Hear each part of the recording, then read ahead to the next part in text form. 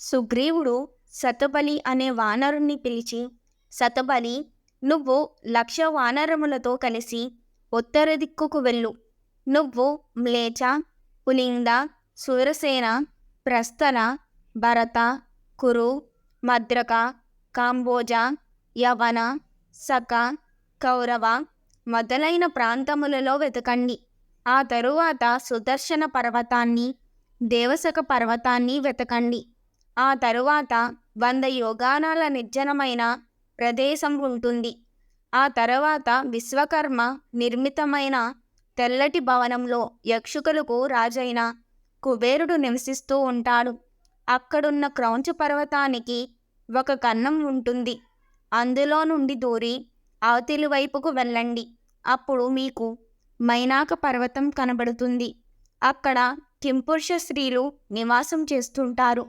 మయుడు అక్కడే నివాసం ఉంటాడు. అక్కడే మీకు సిద్ధుల వైఖానసులు, వాలకిల్యుల ఆశ్రమాలు కనబడతాయి. అది కూడా దాటితే వైఖానస సరస్సు కనబడుతుంది. అందులో కుబేరుడి వాహనమైన సార్వభౌమము అనే ఏనుగు ఈ ఆడ ఏనుగులతో కలిసి స్నానం చేస్తుంది. ఆ తరువాత ఆకాశం ఒక్కటే ఉంటుంది. భయపడకుండా అది కూడా దాటితే శైలోదం అనే నది వస్తుంది. ఆ నదికి అటూ ఇటూ కీచకములు అనే వెదుళ్ళు ఉంటాయి. ఆ వెదుళ్ళ మీద ఋషులు అటూ ఇటూ దాటుతుంటారు. అక్కడి నుండి ముందుకు వెళితే సిద్ధపురుషుడు కనబడతాడు. అది కూడా దాటితే పుణ్యాత్ములకు నివాసమైన ఉత్తర కురు దేశం కనబడుతుంది. అక్కడ ఎన్నో వేల నదులు ప్రవహిస్తుంటాయి. అన్ని నదులలోనూ వెండి పద్మాలు ఉంటాయి. వాటి నుండి రజస్సు నీళ్లలో పడుతూ ఉంటుంది. అందువలన ఆ నీరు సువాసనను వెదజల్లుతుంటుంది. అక్కడ చిత్ర విచిత్రమైన చెట్లుంటాయి. ఆ చెట్ల కింద నిలుచని ఒక కోరిక కోరితే ఆ కోరికలకి సంబంధించినది ఆ చెట్టుకు వస్తుంది. అక్కడి నుండి ముందుకు వెళితే మీకు సంగీత ధ్వనులు వినపడతాయి. అక్కడ ఎందరో సంతోషంగా తపస్సు చేసుకుంటూ తిరుగుతూ ఉంటారు. అక్కడికి వెళ్ళాక మీకు దుఃఖం అన్నది ఉండదు. అది దాటిపోతే ఉత్తర సముద్రం కనబడుతుంది. ఆ సముద్రం మధ్యలో సోమగిరి అనే పర్వతం ఉంటుంది.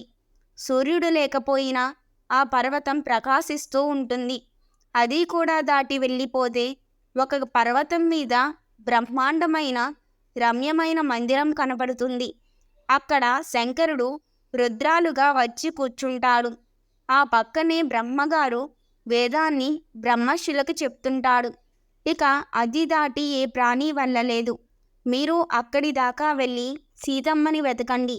1 నెల సమయంలో సీతమ్మ జాడ కనిపెట్టండి అని చెప్పాడు. అన్ని విషయాలు విని రాముడు ఆశ్చర్యపోయి, సుగ్రీవా, ఇన్ని దిక్కులలో ఉన్న ప్రాంతాలలో విశేషాలు అన్నీ నీకు ఎలా తెలుసయ్యా? ఇంత జ్ఞానం ఎక్కడిది నీకు అని అడిగాడు. రామా, వాలి నన్ను చంపడానికి నన్ను వెంబడించేవాడు. నేను పారిపోయేవాడిని. అలా ఈ భూమండలమంతా తిరిగాను. చివరకు హనుమంతుడు నాతో వాలి దృశ్యముఖ పర్వతం మీదకు రాలేడు అని చెబితే అక్కడికి వెళ్ళి దాక్కున్నాను అని చెప్పాడు.